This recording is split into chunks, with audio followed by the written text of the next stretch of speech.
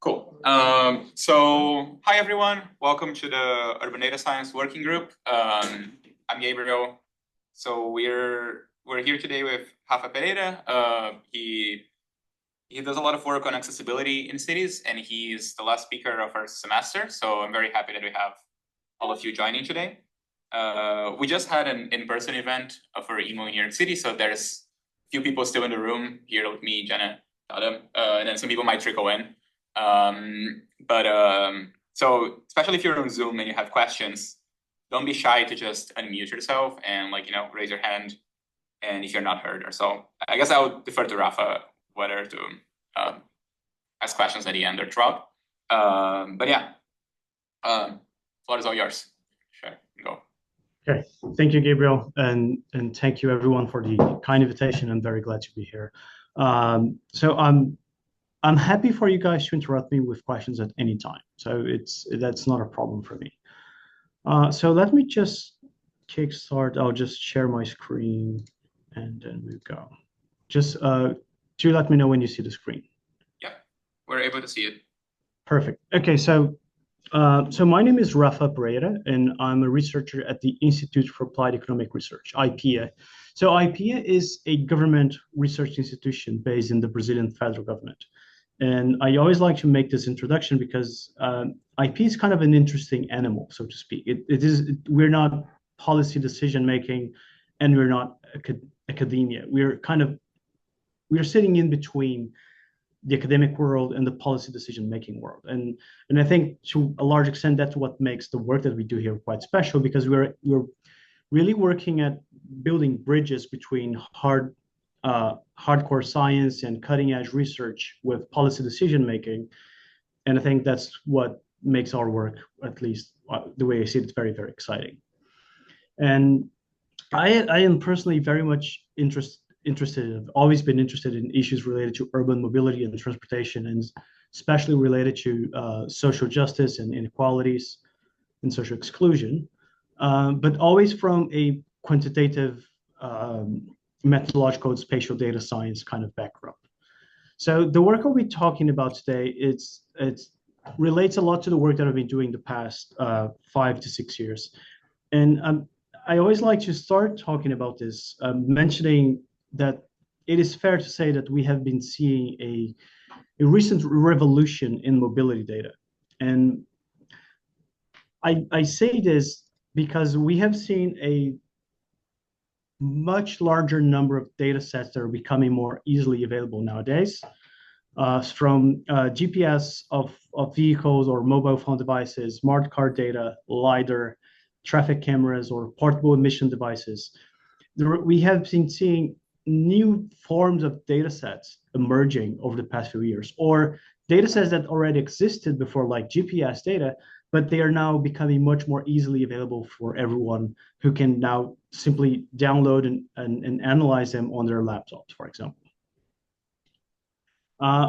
However, there is one piece of data in the urban and transportation context that I think is not very highlighted as much as it deserves, which is the GTFS data.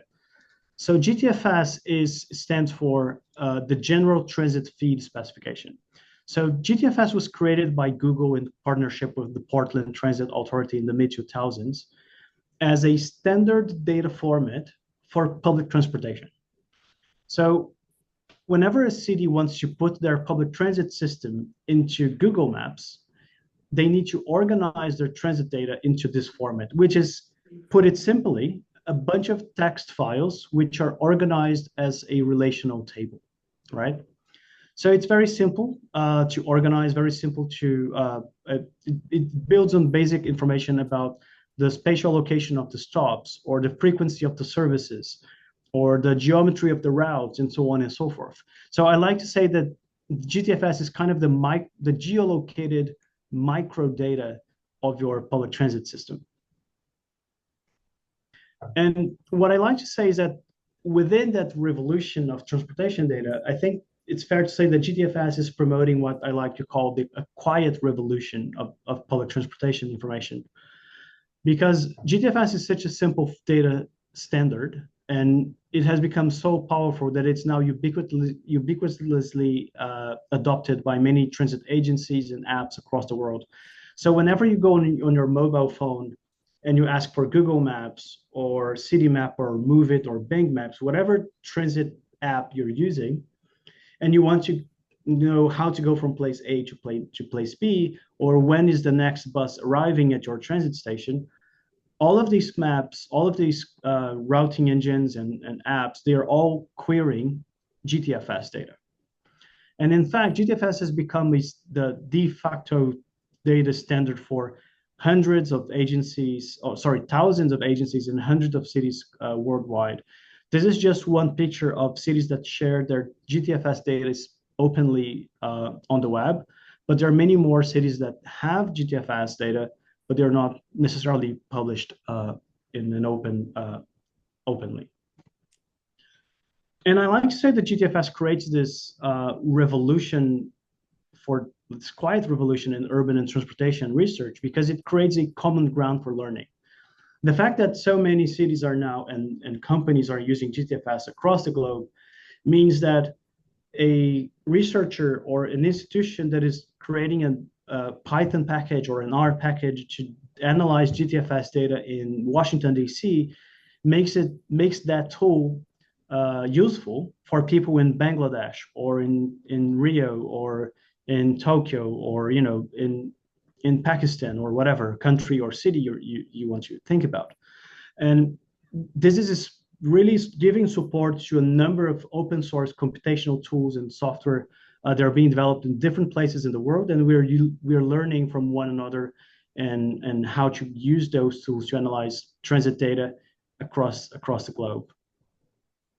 And in my work, I always like to make this introduction because not many people know how public transit data looks like, and GTFS is the mugshot of how transit data looks like nowadays.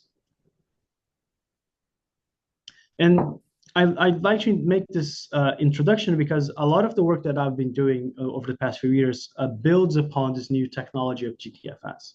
And one of them is looking at access to opportunities, and the other one is looking at public transit emissions.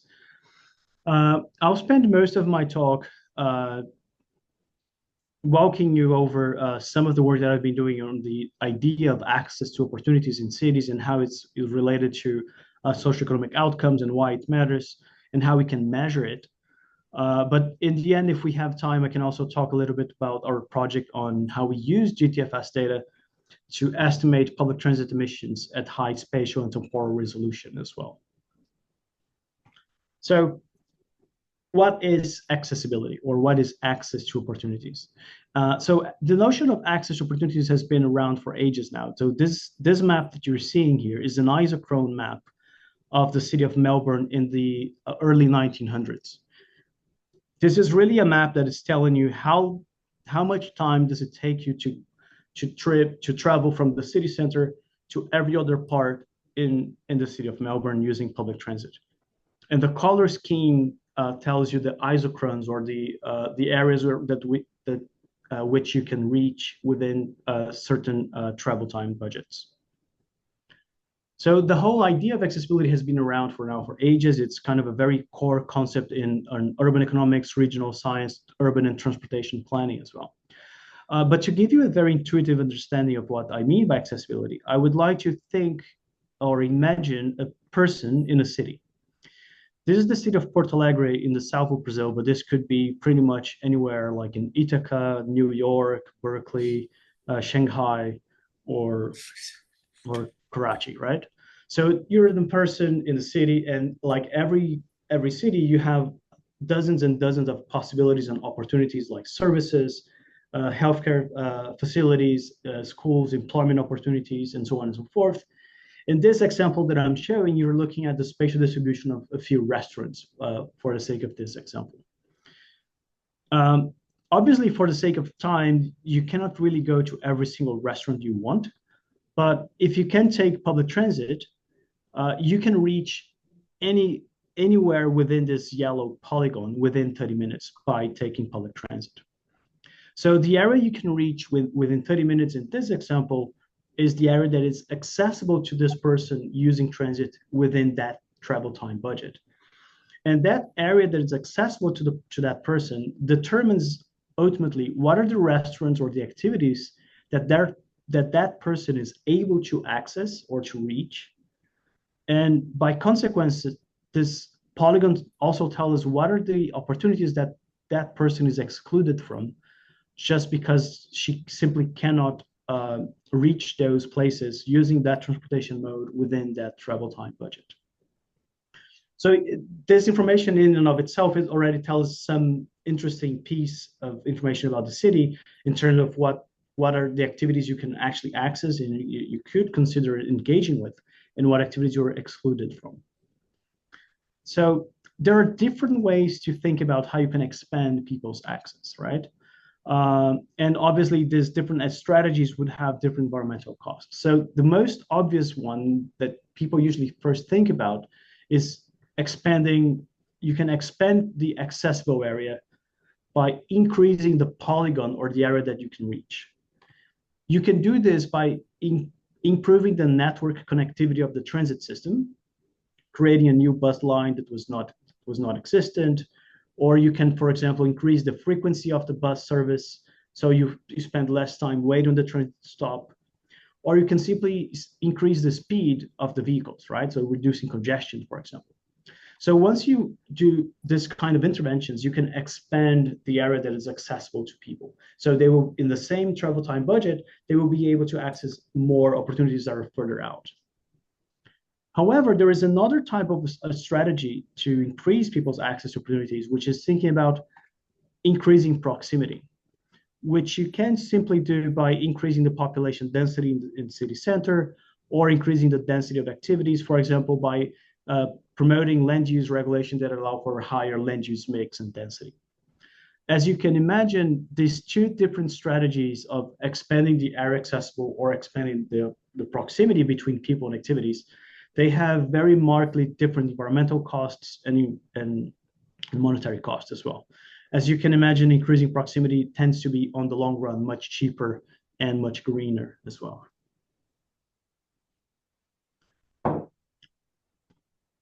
And why does accessibility matter? So I won't spend too much time here talking about the details, but we have a very consistent accumulated evidence in the literature that shows that when people have better or higher access to activities, this is linked to either in some of this evidence is correlational and some of this is causal evidence. We can find that higher accessibility is related or causes higher participation in out-of-home activities. People with better access to jobs have better chances of finding a job or finding jobs with better salaries. It improves children's educational outcomes, health outcomes, and it also increases the possibility or the probability that people will use sustainable transportation modes and have a smaller carbon footprint in their daily mobility patterns as well. So there is, in the work that I've been doing and some of my colleagues here in Brazil, we created the lab, the Access to Opportunities Lab. And this is a project or a lab that I lead at IPEA, and we have partners with municipal governments, NGOs, and also the federal government. And the main aim, the goal that we're trying to achieve with the Access to Opportunities project is to generate annual estimates of access to employment, healthcare, education, and social welfare programs by different transport modes at the block level, so at a very high spatial resolution for all of Brazil's largest urban areas. All of the data all of the work that we do is based on open data, open code, and creating some interactive visualizations as well. And ultimately, the ultimate impact that we want to achieve is try to, by making our publications and our data sets available, we want to give academics and policy decision makers the ability to have better information in the planning and evaluation of transportation, education, and health policies, and so on and so forth. How do we do this? So the first round of the project, the flagship project we had at the lab, we estimated accessibility for the years 2017, 18, and 19. Now, after COVID and a couple years later, we are now expecting to resume the project. So we'll be updating the project with estimates of accessibility from 2022 onwards. We do this by calculating access by walking, cycling, public transit, and by car. And in the first round of the project, we did this for the 20 largest municipalities or the 20 largest cities in the country. But now in the next phase, we're updating the project. We'll be expanding it to 187 urban areas, which account for roughly 50% of the Brazilian population. And so this will be a big update. We're hoping to release either at the end of this year or early next year. So one of the nice things about talking about spatial data science is that to do this, we need to combine all sorts of data sets. When you look at the data sets from bottom to top, we combine satellite imagery data to get information on the elevation or the terrain of cities. This is very important for people who are walking and cycling. We use the household census in Brazil, and we geolocate administrative records of the Brazilian federal government, so we know the exact location or where people live, but also the public services and employment opportunities that are distributed across space in every single city. All of this is combined with OpenStreetMap data and GTFS, as I mentioned, and with all of this fusion of these data sets, we are able to calculate accessibility. To do this, before I explain briefly how we do this, I just wanted to give you a more concrete example by what I mean with accessibility. And so there are different ways you can measure accessibility or access to opportunities. There are maybe a few dozen indicators of how you can calculate accessibility.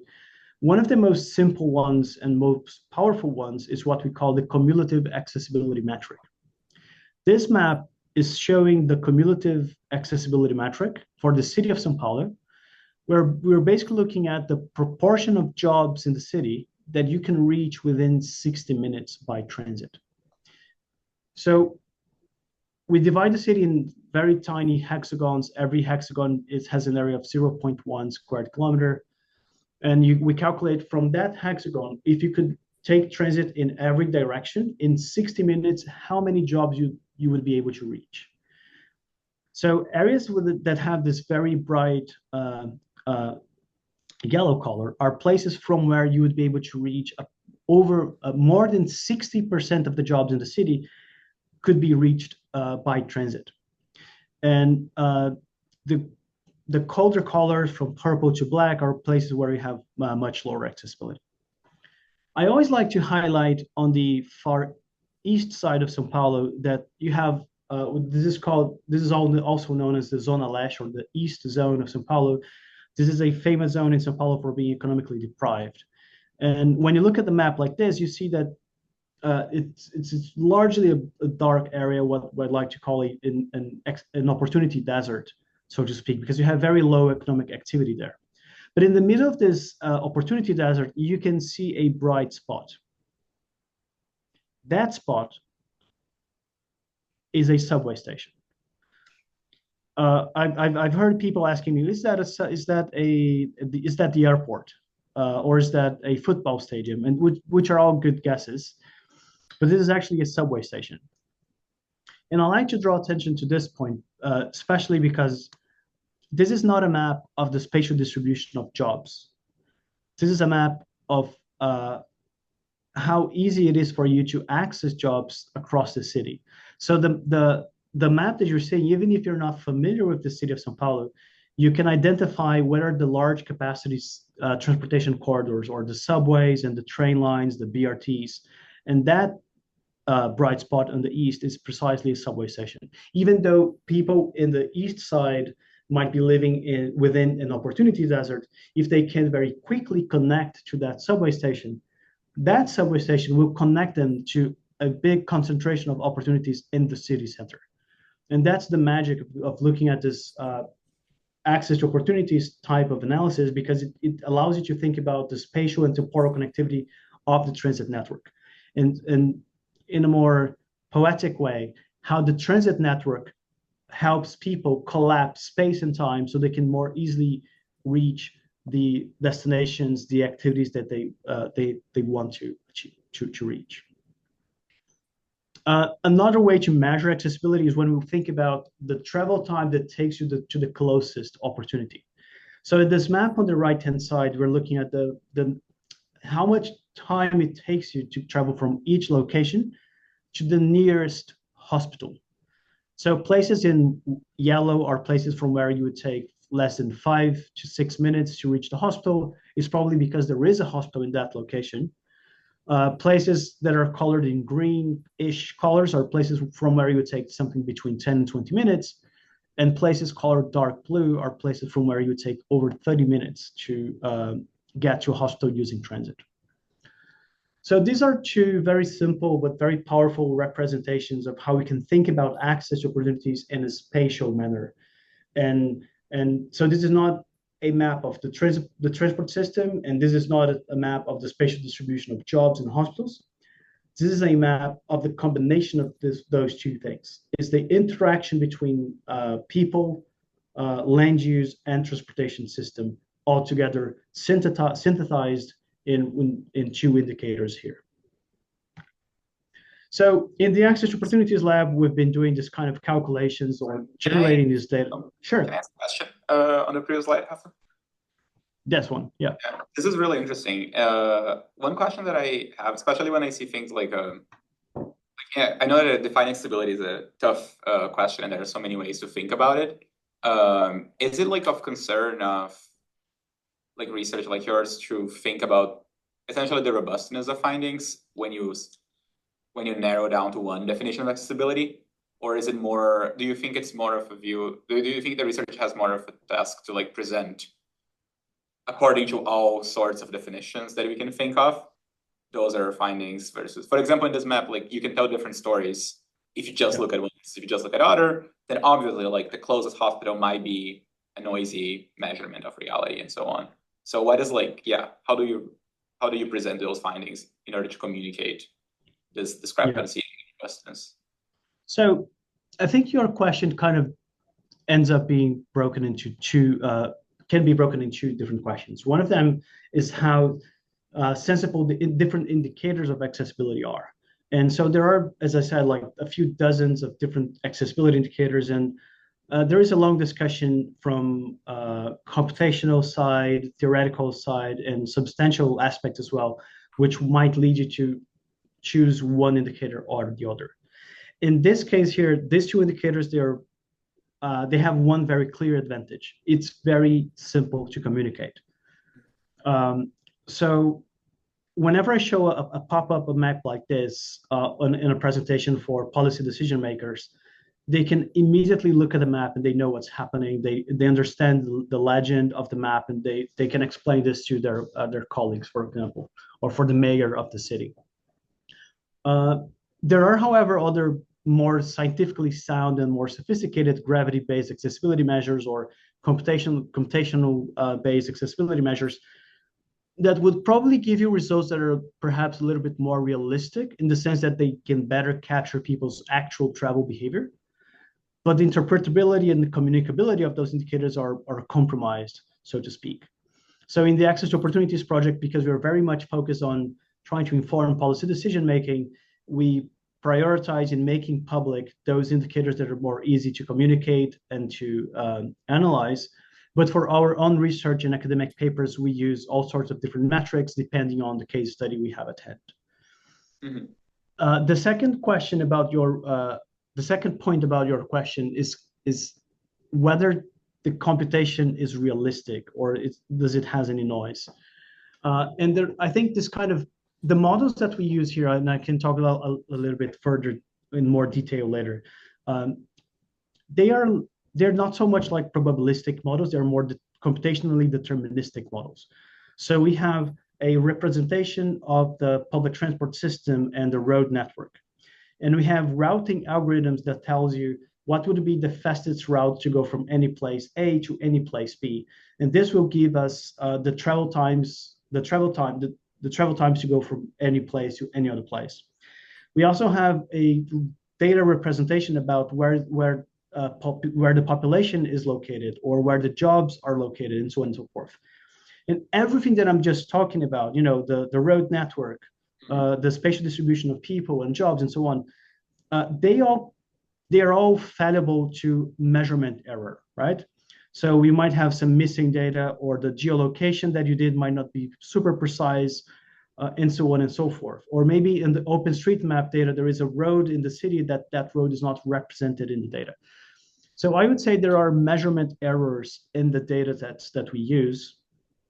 But I wouldn't say there are, because the computational method behind it is kind of deterministic in achieving calculating the travel times and summing the opportunities weighted by the cost to reach them. I wouldn't say there's much like probabilistic noise or errors in these models. Mm-hmm. That makes sense. Thank you so much. Sure. So in the Access Opportunities Lab, we're making these calculations. Imagine you're looking at these two maps, right?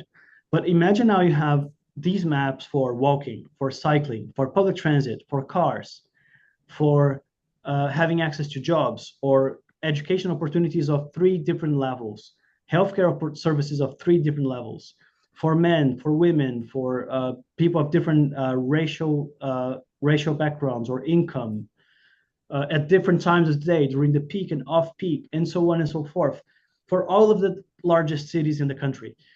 So when you think about the data sets we're building and the huge possibility of analysis and you could do, it's really a humongous research project that is building like a data research infrastructure as a public good.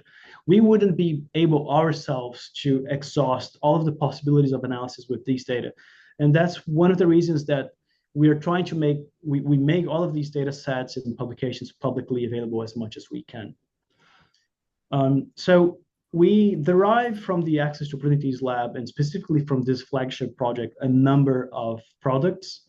I won't go into detail into all of them, but we've been able to publish several academic papers amounting to thousands of citations now, where some papers looking at specifically at Brazilian cities, but also in this specific paper here, we joined an international effort to do the first global comparative analysis of access to jobs for different transportation modes across 16 countries in over 100 cities.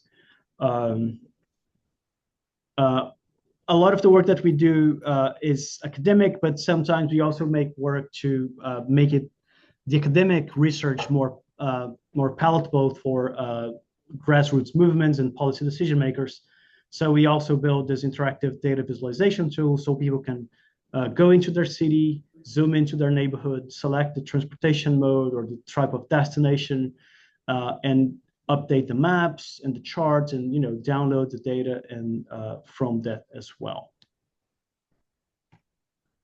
Apart from that, along the process of building the Access to Opportunities Lab and in this project, we had to build a bunch of computational tools to satisfy our own needs, which makes sense to make them publicly available, because whenever you have a research problem, it is very likely that that problem is not yours exclusively. A lot of people will share that problem with you. So we have over maybe I think 10 or 12 R packages and Python packages at this stage with open source data and computational tools. I'll just mention 2 of them, and they're more directly related to this project. One of them is R5R, which stands for Rapid Realistic Routing with R5 in R. So R5 is a routing engine. So when you go on Google Maps and you want to go from place A to place B, Google Maps will tell you how you have to walk from this building along this sidewalk, wait at this transit stop. If you wait 5 minutes, then number X20 will come by, and then you can hop on the bus and so on and so forth. So Google Maps will give you a door-to-door travel time estimate in the route that you take. R5 is precisely doing the same thing, but instead of doing it online and when you have to pay for Google Maps to do that for you, you can run it locally. The problem is that R5 is running is based in Java, which is a computational language that not many people speak outside of computer science, especially in economics, social sciences, urban planning, transportation planning. So we developed an R package called R5R and also the Python package R5Pi. So you can run R5 locally in your laptop to calculate travel times, accessibility, and so on and so forth. One of the magic things is that R5 was developed by Conveil, a company which is now based in DC, and they do a fantastic work. R5 has been one of the most incredible tools for public transportation modeling and analysis. And just R5R is now reaching over 900,000 downloads. And it's being used by Statistics Canada to generate official statistics of access to opportunities at the city block for all of the cities in Canada. So, we started doing R5R to, publish papers and do policy analysis. And in the end, it's becoming a very influential tool that's being used worldwide by many people in academia and policy decision making. I think we're very proud of how R5R is turning out to be very popular. But kudos to Conveil. They are really the heroes who developed R5. R5R and R5Pi are just more friendly APIs that you can use to leverage all the power of R5. So another computational package we created is a package called accessibility, where we make it very easy and convenient for anyone to calculate different types of accessibility metrics with gravity-based, with gravity decay functions. And you can also use the package to calculate different measures of inequalities in access to opportunities, but also think about accessibility poverty. If you draw a line of what is the minimum level of access to jobs or to healthcare, for example, you can think about an accessibility poverty, so to speak. And more recently, with all the project, we created the AOP data. So AOP stands for the Access to Opportunities Lab. And the AOP data package is a simple R package that allows you to download pretty much all of the data sets that we develop in the lab. So if you're familiar with R, with one simple function, read access, you can download, for example, all the accessibility estimates for the city of Curitiba for public transport in the year 2019 in the period off-peak. And with one simple ggplot, you can create a map like this. Even if you're not familiar with Curitiba, you can clearly see where is the city center and what are the large capacity transportation corridors, specifically the BRTs, which are worldwide famous for the city of Curitiba.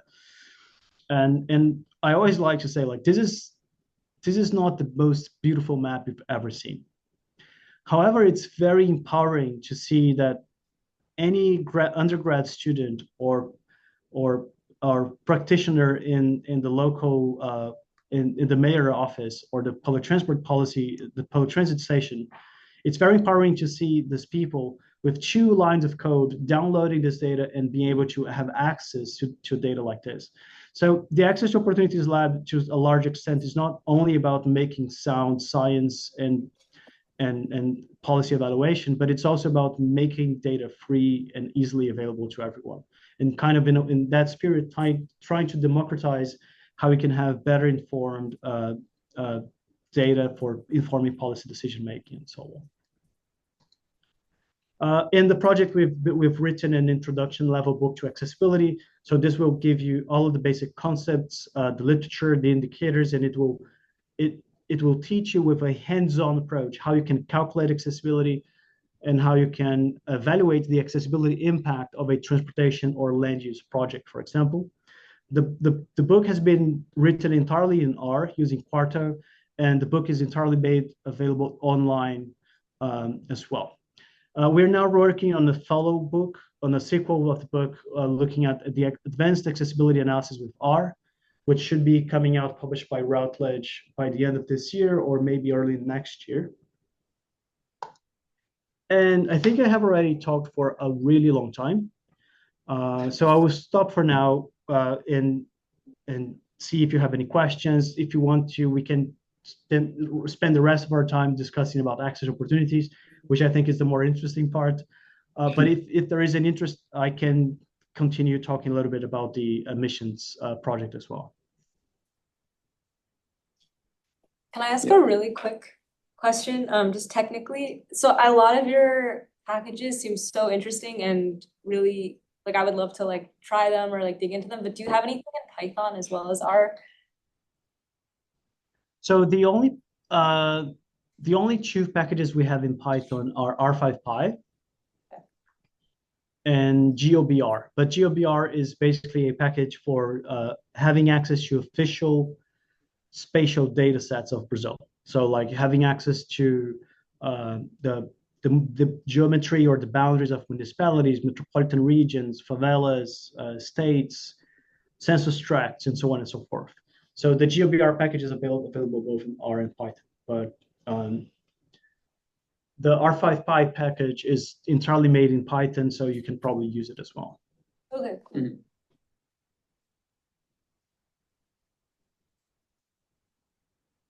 Do we have any more questions, or should I have a very I quick? think anyone on Zoom has questions. Feel free to unmute yourself and speak. Yeah, usually we do like 40 minutes presentation and then like we go from discussion, but up to people. I have one more question. Okay. So GTFS gives you the what a city logs as transit, public transportation, and the routes and the times. And I wonder whether that link, like just the format of GTFS and the way that you fetch the data for your computation, also gives you space to incorporate, for example, the real public transportation times and routes that are on the ground. Because in many cities, like bus routes just deviate because of some events or during maintenance, or just some buses are chronically late and you just can't rely on helping them. But hopefully like a few cities have now bus tracked GPS and electric buses are more common. So you might have access to like real-time data. I'm not sure if I understand whether GTFS allows for that type of real-time data as well. No, that's actually a very good question. So GTFS, we have two types of GTFS. The first one is what we call a static GTFS, and that's the one I'm using here in these two projects. And the static GTFS, as you're asking, Gabriel, you're correct. The static GTFS only represents the scheduled service. So it's what is the planned service that the service providers agreed to by contract with the municipality or the local government. And as you're saying, most of the time, the static GTFS can be good and representative of what's being, the service that is happening on the ground, but that might not always be the case. To account for that, I have he was a former master's student and now he's doing a PhD with me. We've developed ways to, if you have historical GPS data of the buses or the vehicles, you can reconstruct the travel times within your GTFS feed. So your GTFS will represent exactly what happened at the ground level. There are maybe other 2 or 3 papers that have done similar, that have addressed the same problem, but using different strategies as we did. But it's possible to do this in a very clever way with a bunch of, parallel computing. In a powerful machine, you can do this fairly well nowadays. Mm-hmm. However, this is kind of the second best, right? So if you only have static GTFS and you have GPS data, you can do this trick to reconstruct your travel times. The ideal solution would be to use the different type of GTFS that exists, which is known as the real-time GTFS data. So real-time GTFS data is not as popular as static GTFS because it requires that local governments have much more capability in technical terms and the data to keep track in real time of the estimated arrival times of the buses and inform passengers in real time on the apps. with GPS devices and using some form of API. Nowadays, we haven't found a way to do the routing analysis to calculate travel times using the real-time GTFS, but we do have a colleague from Belgium. He just presented this paper at a conference a couple of weeks ago, where he's developing a way where if you have the real-time GTFS data and the track record of all the events that happened along, let's say, a week or a month, with his package, you can recreate the static GTFS data from the history of your real-time GTFS. And by doing that, you would be able to do all sorts of analysis of routing and accessibility that would address this concern that you're raising. It's really cool. Yeah. But that package hasn't been published yet. I was just talking to him by email the other day, and he said he's hoping to publish this over the next month or so. Oh, cool. Yep. Exciting. So I'll try to be very brief in the second part of my talk, because I know we don't have too much time now. But just in the very simple terms, a second leg of a research project that I've been leading was trying to develop a scalable model for public transit emissions based on GTFS data. So our idea was trying to create a transportation emission model that tries to get emission estimates vehicle by vehicle. So it's a bottom-up type of model. We estimate as emissions of every single bus, vehicle by vehicle, from bottom up, using minimum data requirements and reproducible data science and standards. So this was published a couple of years ago in the journal, where we created this package called the GTFS to emiss, or GTFS to emissions, that provides exactly that method. If someone is interested in developing or translating that package into Python, I would be glad to hear it. But for now, it's only available in R. So you only need two things. If you want to estimate what is the environmental emissions of the public transit system in your city, for example, let's say Ithaca, you only need two pieces of information. First, you need the GTFS feed, or the static GTFS feed of your city. And second, you need some information about the characteristics of your bus fleet. This could be either a simple table, like a detailed table that tells you the characteristics of every single vehicle and in which route that vehicle is running, or it could be a simple table that tells you the general proportions or the composition of your fleet in terms of vehicle type, the fuel, and the age, and so on and so forth. That's it. Those are the only two pieces of information you need. Apart from that, you need to select what pollutants you're interested in measuring, and select the emission factor model. Sorry. So the fourth step is basically you tell the package whether how you want to convert the emission factor model that you will be using to convert the spatial data into emissions. For the United States, we incorporate both the California and the federal government emission models. We have also the European and the Brazilian model as well. And in simple terms, this package only has two core functions. One of them is the first step, which is called the transport model. So you basically run transport model to convert your GTFS feed into trajectory data. So you have something like a GPS data format. So every row is the timestamp of a vehicle, space, time, location. And in the second step, you run the emissions model, where you combine that trajectory data with the fleet information and the emission factors model, and you get the emission estimates. You can spatially aggregate those estimates at a very fine spatial resolution. And here's for the city of São Paulo with a zoom in the city center.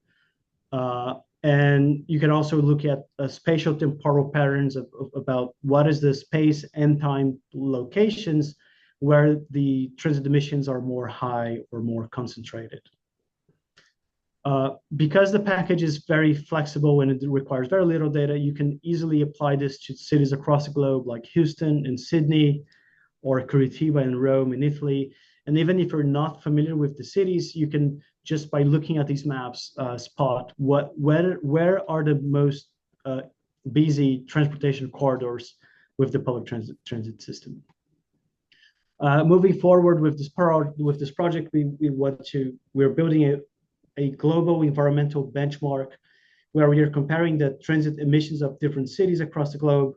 But we also think that this kind of package makes it very easy for you to evaluate what are the potential environmental benefits if you are renovating your bus fleet, or if you're implementing policies that will electrify the bus fleet, and how much pollution you're averting, or what socioeconomic groups and neighborhoods would be more or less exposed to pollution or would benefit more from these policies as well. So I will not go into detail, but under the hood, we're running other packages that are doing the transport model for you and creating those GPS-like records, and which give us all sorts of interesting insights to look at the space-time trajectories of every single vehicle. And we can think about bundling of activities and bundling of vehicles and so on and so forth. And think about how different neighborhoods or different socioeconomic groups have different levels of access to your transit system at different times of the day. So this kind of packages, they are very helpful in aiding us our understanding in terms of what socioeconomic groups are better able to benefit from the transit system, and then have access to opportunities and so on and so forth. So 4 key topics for future research agenda. Maybe I should stop now because I've already spoken for a long time. But basically the key ideas here is that we've been engaged in some ideas about how we use those accessibility measures to think about how we use this type of data and information to redesign public transit systems to make them more effective and more efficient, and improve ridership, especially for low-income and vulnerable communities. There is a huge potential of how you can use those tools to engage in participatory planning, so you can get communities around a tablet, and with interactive data visualization and route analysis, you can engage communities in understanding how changing the transit system or changing the location of a housing complex or a hospital, how this will affect people's access to opportunities. Traditionally, people think about accessibility in terms of travel time. So how much time does it take you to go from place A to place B? But more and more, we are developing these capabilities of looking at also the monetary cost of travel time. So let's say to go from where you live to the city center, you can either walk and this would take you $0, but would cost, this will cost $0, but would take you, let's say, 50 minutes. Or you can take a combination of the bus and the subway, which would cost you, let's say, $7 or $8, but would take you there in 12 minutes. And in between these two options, there is a Pareto frontier of all the optimal options. And there is obviously a trade-off between the monetary cost and the travel time for every single origin destination trip. In R5R, we are now able to calculate this monetary and travel time trade-offs in these Pareto frontiers. And we think that making these Pareto frontiers more openly available, we think it will have a huge impact in how we think about discrete choice modeling, and we can account for the heterogeneity of agents, and people have different elasticities. Low-income people are poor in money, but they have more time, and high-income people tend to be rich in money and poor in time. So different people will react differently if you change your transit, the fare system, or the fare cost of your transit system, or the travel time of your fare system. And we think there are a bunch of different ideas floating out there in how we can incorporate this trade-offs into better modeling and analysis. And finally, and this is the flagship of what I'm most interested in these days, is how we analyze the impact of access on outcomes. So we want to move away from simple not simple, but let's say descriptive analysis of or computational models where we are describing and measuring inequality of opportunities, and we want to understand how those different conditions of access to opportunities also impact inequalities of outcomes in terms of health outcomes or employment outcomes and so on and so forth. So we have a huge research agenda, which is now we have already 3 or 4 papers in the pipeline where we're looking at, let's say, how the expansion of a subway system affects the education outcomes or the education outcomes of students in schools that are treated. Or if you provide free transit for certain population groups and you're expanding their access to opportunities, how would that affect their travel behavior or employment outcomes, and so on and so forth. So we have a huge research agenda where we try to draw more on robust causal inference methods and quasi research experiments to have more policy impact in looking at this connection between access and outcomes. This is just a number of people who are currently in the team, in the lab, or former students and collaborators. This is obviously not possible to do all of this by myself, so I just wanted to share my gratitude to all the team I've been working with. And that's it. Yeah. Thank you very much for this talk, Rafa. This was really interesting. I'm going to stop the recording, but there's a few questions. There's one question in the chat, and if people have more questions, maybe they can ask. Of course, like the meeting time ends at 1, so if you have to leave, like feel free, and then people can message you afterwards if you're okay with it.